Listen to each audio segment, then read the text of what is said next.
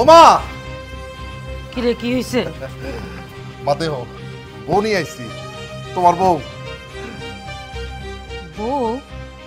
এই তুই কার বউ লই আমার বাড়িতে আইছস? মানে তোর থেকে তো আমি এটা আশা করি নাই। কই থেকেই মায়া ধরে লিয়ে আইছস?